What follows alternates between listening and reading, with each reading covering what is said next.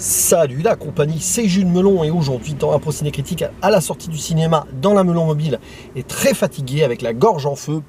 J'avoue j'ai hésité mais je suis quand même allé me faire cette nouveauté en salle parce que j'avais envie de me changer les idées quand même.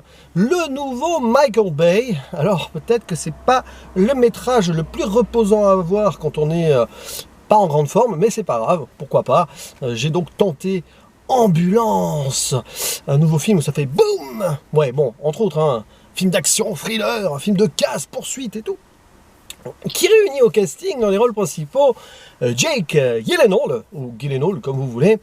C'est surtout pour lui que je suis allé voir ce métrage, parce que j'aime bien cet acteur, que j'avais découvert à l'époque dans Denis Darko, et à ses côtés, Yahya Abdul-Mateen de Second, et il joue des frères, voilà.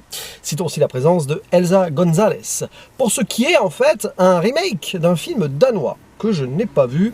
Anecdote, Jake Gyllenhaal, récemment, a joué dans un remake d'un film danois, de Guilty. J'avais vu le film de Guilty d'ailleurs, danois, mais pas son remake, parce que voilà.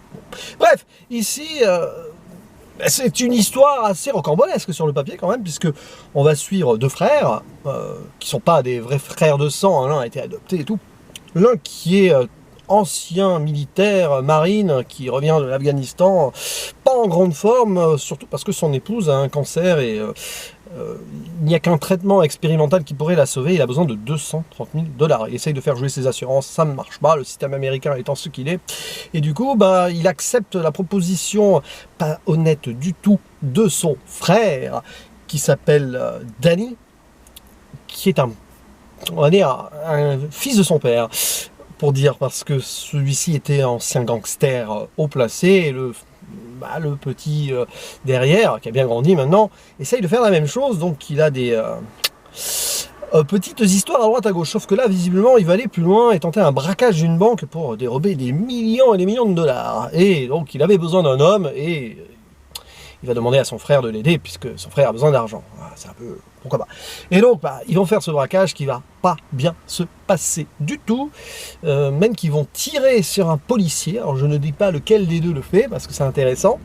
Et ils vont finir dans une ambulance qu'ils braquent, conduite par un homme, mais surtout gérée par une infirmière qui donne des soins et dont on a vu déjà un petit portrait dressé avant que justement ces destins se croisent, puisque on va suivre les deux frères, l'infirmière et le policier blessé dans une course-poursuite partout dans Los Angeles avec la police, le FBI qui essaye de les arrêter, et c'est compliqué parce qu'il y a des otages. Et ici Michael Bay nous dresse toute une liste de personnages avec à la fois humour et corrosion, mais surtout du spectaculaire, des cascades en voiture, et une façon de filmer et qui te donne l'impression d'avoir une belle gueule de bois après une soirée arrosée, ou d'être pendant la soirée arrosée. Qu'est-ce que j'ai pensé de ce film? Alors, préambule, je ne suis pas un grand fan de Michael Bay. Le dernier que j'ai vu de lui, Six Underground, c'était pas bon, d'après moi. Par contre, ado, en mode délire un peu, j'avais beaucoup apprécié, enfin, toute proportion gardée évidemment, Armageddon et The Rock. D'ailleurs, c'est marrant parce que The Rock est mentionné dans ce film, et oui, il se fait une auto-référence, Michael Bay, même qui fait référence à Bad Boys, mais j'ai pas vu ces Bad Boys. Il faudra que je les rattrape un jour. Donc, ici, je ne partis pas gagnant. Surtout vu l'état dans lequel je suis. Je me demande pourquoi je fais cette vidéo. Mais je la fais par passion, par envie, parce que ça fait du bien quand même. Et qu'est-ce que j'ai pensé de ce film? Alors, c'est un bazar pas possible. Mais je ne sais pas. Il y a quelque chose qui fonctionne. Il y a des moments nanardesques où c'est dans la surenchère absolue. Je vais essayer de développer ça. Mais Michael Bay réussit un pari. C'est nous dresser cette galerie de personnages, et nous faire pénétrer dans leur psychologie. Tant et si bien que c'est très intense sur les émotions. Notamment d'ailleurs quand ils cadrent les visages, les disputes. Les acteurs-actrices sont très bons. Bon, Jake Gyllenhaal est un peu en mode borderline parce que son personnage est à moitié psychopathe. Mais je trouve que pour moi la meilleure performance du film, elle est tenue par Yahya Abdul-Mateen, qui est donc là par défaut pour sauver sa femme, et il devient gangster malgré lui. Et il y a énormément de couches d'émotions et d'évolution dans son personnage. Enfin, c'est un personnage riche et profond, quoi. Et il le joue très bien, vraiment, très bon acteur. Yahya Abdul-Mateen, à chaque fois que je le vois dans un film, de toute façon, et puis on le voit dans pas mal de films ces derniers temps, il est très bon. Il est au top. Et là, franchement, voilà, Michael Bay, et pas Michael Mann, hein, attention, j'ai pas dit Michael Mann avant, j'espère. C'est marrant parce que ça se passe à Los Angeles et à un moment ça se tire dessus avec des fusillades, mais non, c'est Michael Bay. Hein. Eh bien, il est fort là-dessus, et je ne me rappelais pas que... Enfin, après, j'ai pas vu beaucoup de films non plus de lui. Oh, j'ai vu The Island aussi. Ouais, bon. Mais je n'aurais jamais imaginé qu'il mettrait autant de cœur à l'ouvrage au niveau de l'écriture de ses personnages. Alors, c'est pas lui qui est au scénario, et puis c'est peut-être très inspiré de l'histoire de base aussi. Peut-être que le film danois est très riche là-dessus et qu'il a réussi à le transposer, donc là, bravo. Mais bon, c'est vrai qu'Armageddon, il y avait quand même aussi... on allait creuser un petit peu les émotions quand même, donc voilà. Donc franchement...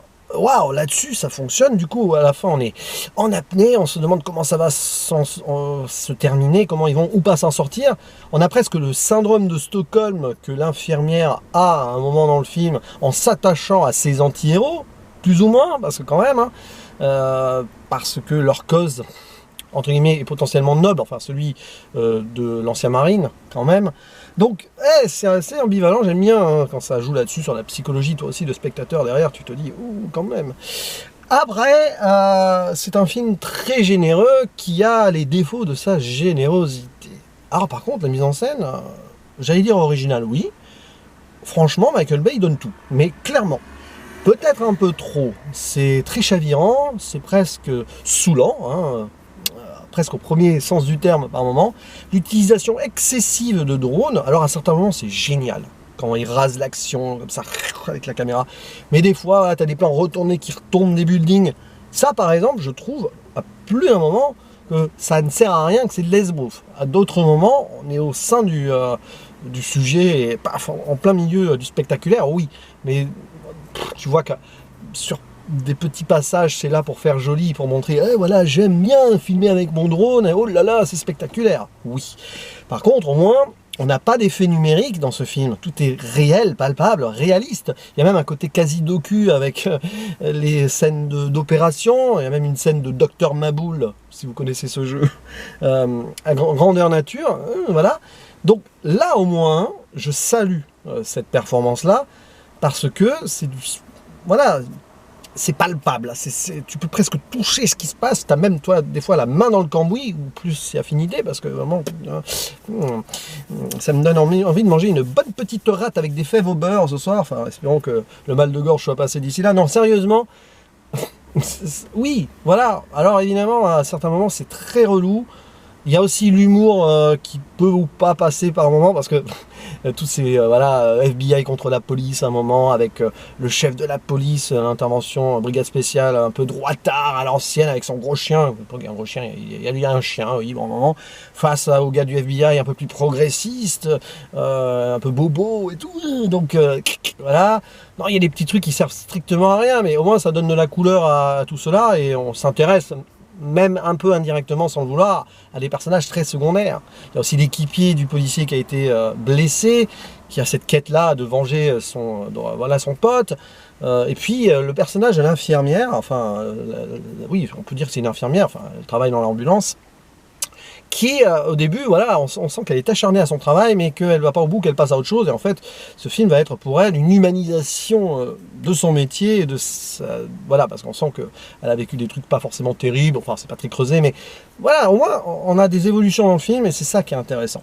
Après, sur le reste, évidemment, bah oui, boum, des belles explosions, des beaux tonneaux de voitures dans tous les sens, que j'aurais aimé voir ça ado. Bon, maintenant j'ai grandi, mais ouais, ça rappelle des souvenirs quand même. Donc, ouais, c'est un gros blockbuster divertissant, et avec son émotion aussi, qui mérite d'être vu en salle. C'est pas un chef-d'œuvre, non, mais dans ce qu'il propose, c'est bien, c'est très bien même. Voilà, c'est là où j'hésiterais entre un 6 et un 7. 6, objectivement, parce qu'il y a des trucs quand même qui vont pas et qui sont surappuyés, sursoulignés, comme ça. Mais 7 parce que bah, j'ai quand même kiffé, et ce malgré l'état tertiaire dans lequel je suis. Bon, je vais mettre fin à cette vidéo avant de finir dans une vraie ambulance. Non mais évidemment je plaisante. N'hésitez pas à dire en commentaire ce que vous pensez de ce film, si vous l'avez vu, si vous comptez voir, si vous aimez Michael Bay. Quant à moi, il ne me reste plus qu'à vous dire à la prochaine, ciao.